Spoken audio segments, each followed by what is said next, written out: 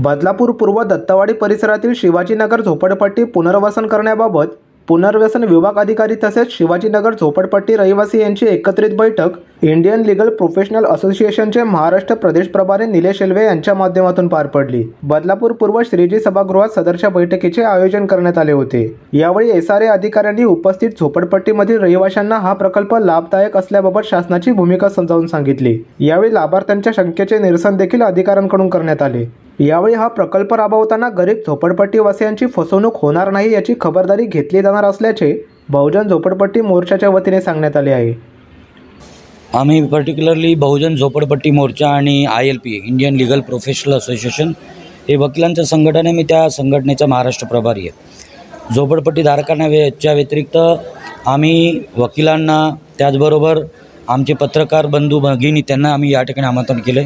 सामाजिक संघटनेचे लोक आहेत। मुद्दा फक्त एवढंच आहे की आज जवळजवळ 25-30 वर्षापासून झोपडपट्टी धारकांबरोबर सातत्याने धोकेबाजी होत आहे।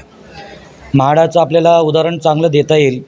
12-15 वर्षापासून झोपडपट्ट्या तिकडे जे ते पुनर्विकास केलेला आहे, परंतु म्हाडाची आज परिस्थिती अशी की तिकडच्या लोकांना कुठल्याही सुखसुविधा नाही, म्हणजे मूलभूत समस्या नाही आहेत। त्या समस्या अशा आहेत की ज्यांना पाणी नाही आहे, त्यांचे टॅक्स पावते नाहीत, त्यांच्या नावावरती अजून रजिस्ट्रेशन झालेलं नाही आहे किंवा त्यांची स्लॅब पडत आहे, त्यांचं निष्कृष्ट दर्जाची पूर्ण कन्स्ट्रक्शन केलेलं आहे।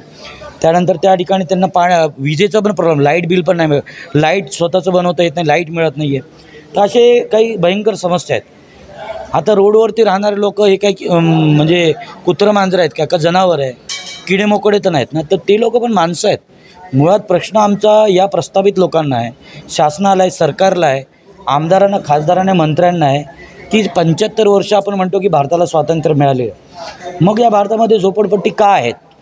मग तुम्ही 75 वर्ष काय झक मारली? म्हणजे थोडंसं जड वाटेल किंवा पचणार नाही। प्रश्न आमचा आहे की झोपडपट्टी का झाली आणि का निर्माण होते?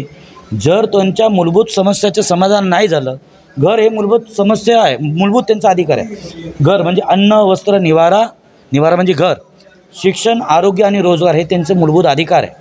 मग 75 वर्षाच्या स्वातंत्र्यानंतर किंवा तथाकथित स्वातंत्र्यानंतर आमच्या गोरगरिबांना तुम्ही न्याय देण्यासाठी जर सक्षम झालात नाही, तर तुम्ही या ठिकाणी आमचं नेतृत्व करण्याच्या लायकीचं ना, असं आमचं स्पष्ट मत आहे। सभा पार पडली, म्हणजे कोणते अधिकारी आले होते आणि काय या ठिकाणी निराकरण प्रश्नांचं करण्यात आलं? SRAचे जे सहाय्यक निबंधक आणि त्याचबरोबर त्यांचे वरिष्ठ त्यांचे इंजिनियर्स ते आलेले, भांगर साहेब होते, जोशी साहेब होते, महाजन साहेब होते, त्यांना आम्ही आमंत्रण केलं की विकास करायचा आहे। SRA प्रोजेक्टच्या अंतर्गत या ठिकाणी बिल्डर काही ठिकाणी धमकी देत आहेत, धमकून पेपर कलेक्ट करत आहेत, त्याच्यानंतर खोटं बोलून डॉक्युमेंट कलेक्ट करत आहेत। 51% जास्त पाहिजे म्हणून त्यांची डॉक्युमेंटची आणि लोकांना खिचाखिचीची सगळी ती स्पर्धा चालू झालेली आहे। माझी भूमिका कोणाला फेवरमध्ये घेणं आणि विरोधात जाणे नाही। माझी भूमिका स्पष्ट आहे, गोरगरिबांवरती अन्याय होऊ नये त्यासाठी आमचा प्रयत्न आहे। विकास करा, पण विकासाच्या नावावरती भ्रष्टाचार, एक मिनटं, विकास करायला हरकत नाही, विकासाला तर आमचा विरोध नाही आहे, पण विकासाच्या नावावरती भ्रष्टाचार होऊ नये, भ्रष्टाचाराच्या माध्यमातून पैसे खाऊन गोरगरिबांवरती अन्याय होऊ नये आणि आपल्या मर्जीच्या लोकांना सगळे फ्लॅटमध्ये घुसून स्वतःचा फायदा करून आपल्या नेत्यांच्या, आपल्या कार्यकर्त्यांच्या पदाधिकाऱ्यांना घुसून तिकडे त्यांचा फायदा करून देणं म्हणजे नंतर विकणं। आता हे म्हाडाचं पण चालेल, तिकडे आता डेव्हलपमेंटचं चाललं आहे। मग ज्या लोकांना पहिले 10 वर्षापासून दिलेलं आहे, हा सरकारचाच पैसा ना, तुम्ही आम्ही जे टॅक्स भरतो हाच पैसा सरकारी दरबारी जमा होतो आणि त्याचेच हे सगळे प्रोजेक्ट येतात। आजची जी मीटिंग होती आपण शिवाजीनगर परिसरामध्ये जी झोपडपट्टी आहे त्यासाठी लावली होती, किती अंदाजे यामध्ये लाभार्थी असतील आणि काय मागणी असेल? आता हा मुद्दा आम्ही आता फक्त शिवाजीनगरपुरती नाही तर बदलापूरमध्ये 18 झोपडपट्टी आहे। एवढंच नाही तर ठाणे, मुंबईवरून पण बरेचसे आमचे सामाजिक कार्यकर्ते आले, झोपडपट्टी धारकांचे जे काही प्रतिनिधित्व करणारे ते लोक आलेले आहेत। तर हा मुद्दा आम्ही आता इथे एवढा पुरती बदलापूरपुरती मर्यादित राहिलेला नाही, ठाणे जिल्ह्यापुरती झाला आहे। मुंबईला एक सांताक्रूज झोपडपट्टीच्या या ठिकाणी